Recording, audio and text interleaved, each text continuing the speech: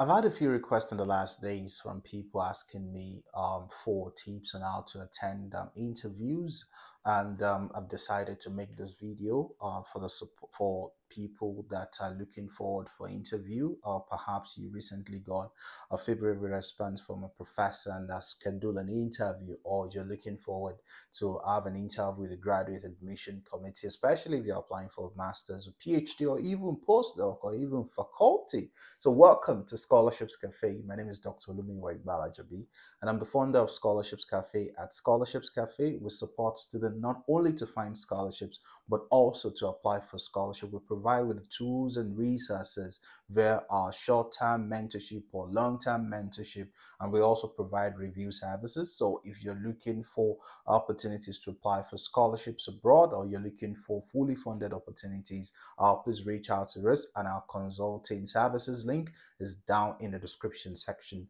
of this video. So if you're new on this channel for the first time, welcome on board. Do not forget to click the subscribe button and also turn on the notification, like this video, and comment if you have any questions for me. And if you're a returning subscriber, thank you so much. Ensure that you share this video with your friend. When it comes to interviews, when it comes to graduate school, when it comes to scholarship, it's important to note that some of these interviews, if not all, are set up to evaluate what you actually wrote in your essay, or to validate the skill set that you have. Often time is always on one way, but I want you to have this change of mentality today, that when they are assessing if you're a good fit for the institution or scholarship, you should also have certain questions that you want to ask them to ensure those universities or the scholarship has what it takes to support you mentally, to support you academically, and to support you professionally.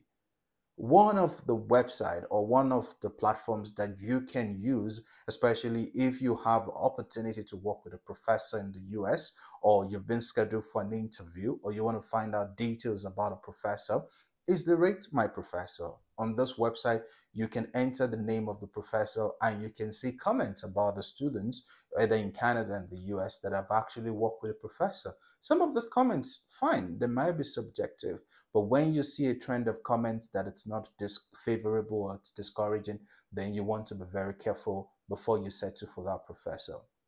I've seen cases of international students when they resume grad school, they are left to cater for themselves. They're left to figure things out on their own. They don't get the support system that was promised initially because they had failed to ask questions that could actually exhibit this red flag or help them to unveil this red flag in the institution or with the professor. So let's talk about common interview questions, especially if you are applying for scholarship and you've been selected for an interview by a professor or by the scholarship body. The first question they do ask is, can we meet you?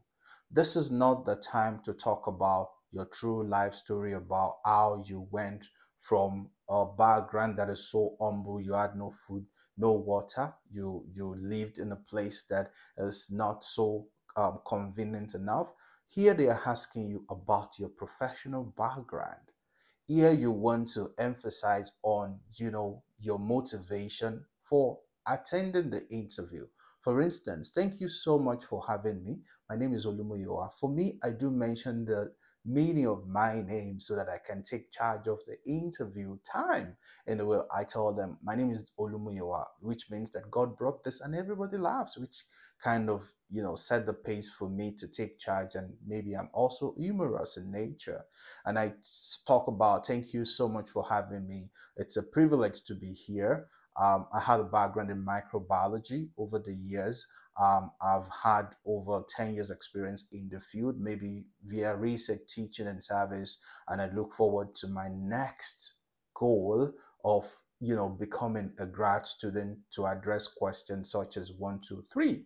That is simple. You do not want to go to details of how you collected samples from this site, how you had issues collecting the sample, how you faced challenges. You need to keep some answers to yourself, more like an arsenal, more like a weapon. So for the first question they're asking you, you want to be as concise as possible. You do not want to let them You don't want to let out every information that is supposed for you to hold on as your own tool or as your own arsenal during the interview. My name is Olumoyo Igbajobi. Thank you for the opportunity to invite me for this interview over the years. Or I'm a recent graduate of microbiology, or I'm a recent graduate of law, or I'm a recent graduate of zoology. And my long-term goal is to become a professor. I'm excited to attend this interview, and I look forward to my long-term goal of becoming a professor. Or the other way, it is an honor to be here, real privilege to attend this interview today. My undergraduate degree was in microbiology, and I've addressed questions such as this and this in the past, and I look forward to being part of a process or system that provides solutions to the problem of antimicrobial. Very concise. The next question could be, why do you want to pursue graduate study? Or why do you want to pursue a PhD? Or why do you want to pursue a master's? At this point, you're not going to tell them the reason why you want to pursue a master's or PhD is to japa.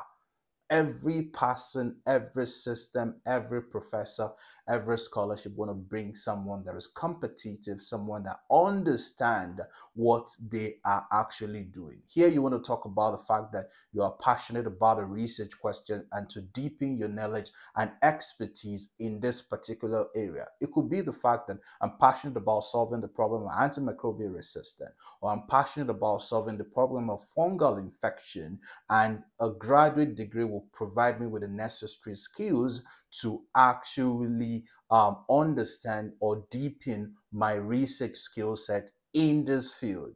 So here you want to passionately address the question, saying that you going to grad school is the fact that you acquire the necessary skills, research opportunity, and mentorship to make significant contribution to the field of microbiology or architecture or zoology or botany or physics or computer science or finance, and achieve your long-term goal of becoming a professor.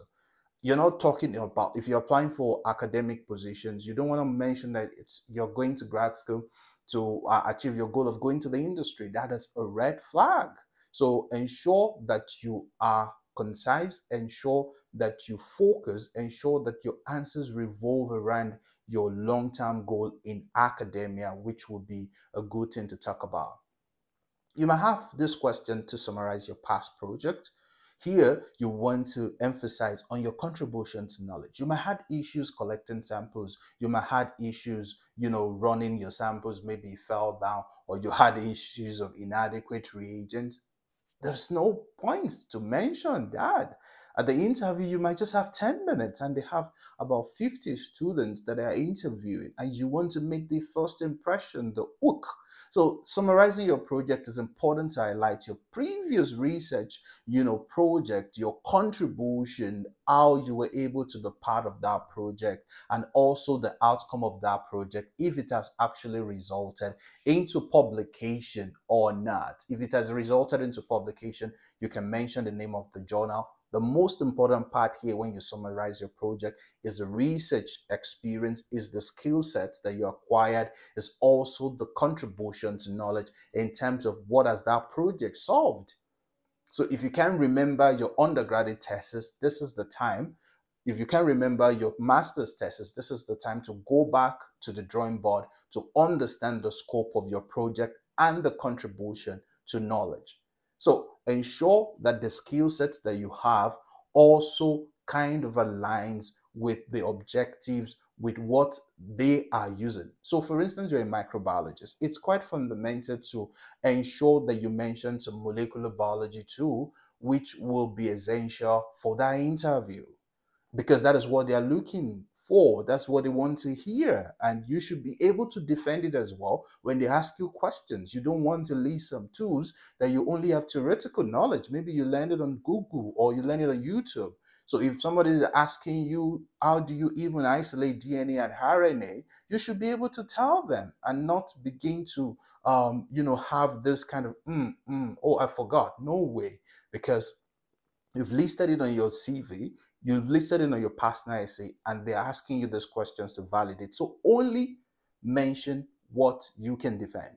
The next question could be that what experience or qualification makes you a strong candidate for this program or this scholarship. At this point, they are asking you to mention two things: your hands-on experience as well as your soft skill. You would mention that you have valuable experience through relevant research project or internship, and you've acquired certain skill sets such as 1, 2, 3, 4, 5, which aligns with the program, coupled with the fact that you have excellent leadership, excellent volunteering, excellent communication skill, which is evident in this and that. It is not enough for you to tell them you have excellent leadership skill. You need to mention in what capacity have you served as a leader. You need to mention in what capacity have you volunteered. You need to mention the evidence that would say that, yes, this person have excellent communication and writing skill, and could be through publication. So, for instance, if I'm to answer that question, thank you so much. I've gained valuable experience through internship, research project, and I've been able to acquire skill sets such as plasmid isolation, RNA isolation, DNA isolation, primer design, even maybe gel electrophoresis. And I also believe my soft skill in leadership, which is evident in my position as the president of my department, and my communication skill that is evident in my number of publications in local and international journal, and presentation at local and international conferences, and volunteering skills and scholarships cafe, which support underrepresented students, will be a good fit for your program. So, what experience or qualification makes you fit? Remember, number one, your soft skill. Remember, number two, your hands-on experience. Those two qualities are vital for your answers. The next questions could be, why our university or our program? It is important of you. It is important for you. It is your duty to know the details about the program that you're applying for. It's important for you to know the strategic goals of the department. You just don't want to apply everywhere and being generic. Even when you're writing your personal essay, you should be able to write 1 or 2 lines about what makes the department special, about what makes the department different from all the department, which could come from the mission statement or goal of the program that you're applying for. You can highlight how inclusive the university is. You can also highlight how productive, the faculty is. You can also mention 1 or 2 professors that actually aligns with your research interest, maybe further mention their publications. You can also talk about the impact the program will have on your career. Maybe they've had a Nobel laureate in the past. You can also mention it. This would show that you indeed know about the department and you're not just being generic. So remember, why our program or why our institution? Get to know about the outcome of the course, get to know about the outcome of the program and how this aligns with your goal, maybe of becoming a professor. And if there are faculty that their work inspires you, you can mention their name as well. That is very key. That is very important for you to get familiarized with and for you to note before the interview. And it's important for you to practice over time. Like, you can time yourself. Formal dress is very key, I would always say. For me, when I attend an interview, I note my tie and make sure my internet is okay. The lighting is also okay. And I'm very consistent in the way I speak as well. So practicing over time can also help you. Another question could be, how do you plan to contribute to the academic community? A lot of international students or students do feel it's always about academic excellence or CGPA. That is just one part. Every institution want to bring someone that would also be part of their community, that will contribute to outreach. So apart from you publishing papers, apart from you working in the lab, apart from you working in research group, you also want to tell them that you will contribute to their outreach program. You would also serve in capacity, maybe as student leader, maybe as course reps as well. This can be reflected in your previous role in your volunteering capacity. Maybe you're even open to mentoring underrepresented students or undergraduates. So you have to list things like, you know, volunteering skills, your leadership experience in the past will be useful for their program because you plan to serve in capacity that contributes to the growth of the community. Another questions could be what are your long-term goals? Here, even if you want to go to the industry, it is very crucial that you stay within the academic cycle. You don't want to tell them, oh, after my PhD, I'm going to go to the industry, I'm going to get a job, or I'm already building my country. Every interviewer, especially when it comes to academia, wants to see that perspective that they want to reproduce themselves. This is a kind of, it's not authoritative, but it will make sense for you to describe your goal of becoming a researcher or a professor or consultant in the field as soon as you are done. You want to ensure that you mention that you might also train young researchers in the field, especially if you have a research questions you've already made up your mind that you intend to address, and you want to state that you believe that the graduate program or the research group will provide you with the necessary support and opportunities to achieve your goals and dreams.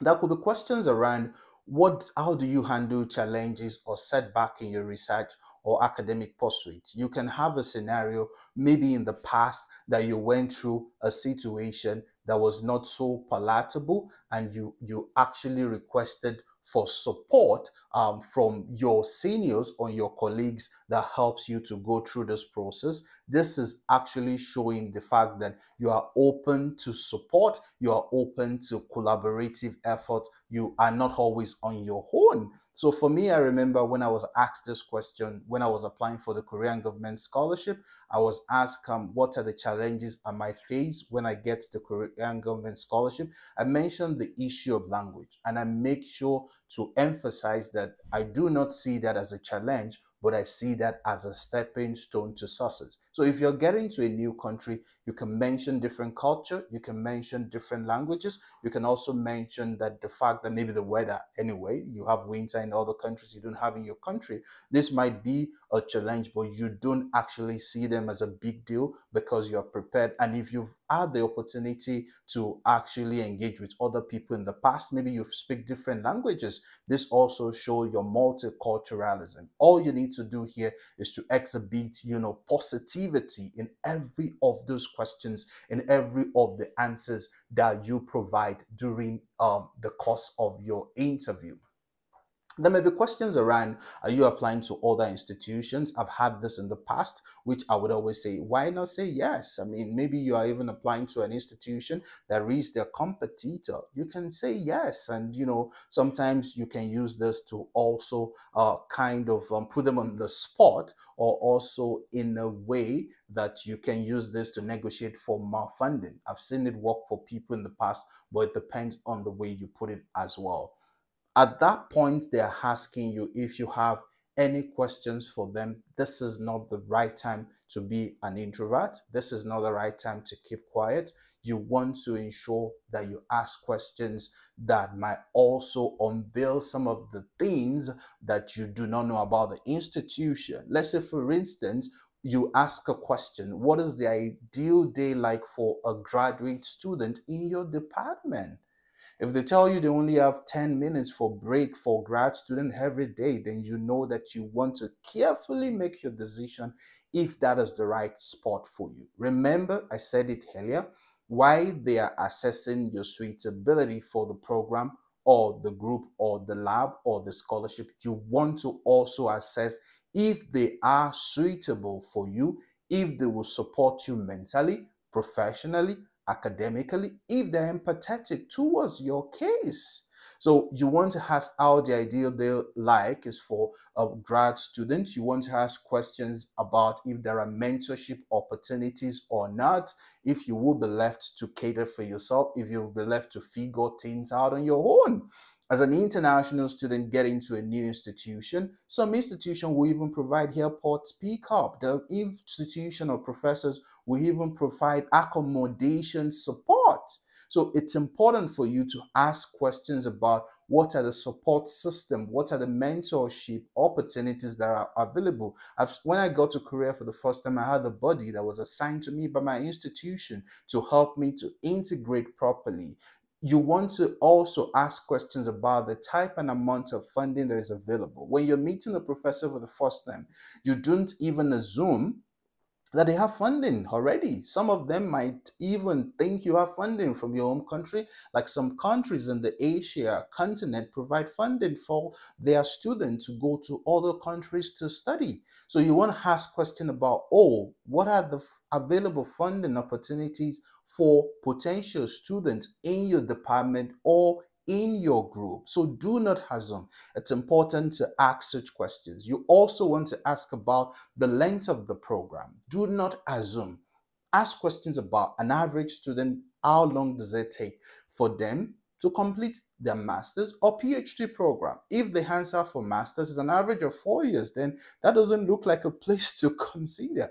Or if the average of completion time for a PhD is 8 years, that is not a good place for you to go to. So you want to ask questions about, the length of the program so that it is crystal clear that they kind of align with your goals as well as aspirations. It's also important to ask if there are professional development opportunities, like maybe attending conferences, maybe there are internship programs, and all other questions that might come to your mind. Like I said, prepare well for the interview, make it conversational. Nobody's going to come to kind of put you on the hot spot. You should also understand that they are trying to figure out if you are suitable. They're trying to validate the skill set you've listed and also the attributes you've mentioned in your personal essay as well as CV. Think about this as a conversation, because by the time you pass the interview, which I would want you to pass,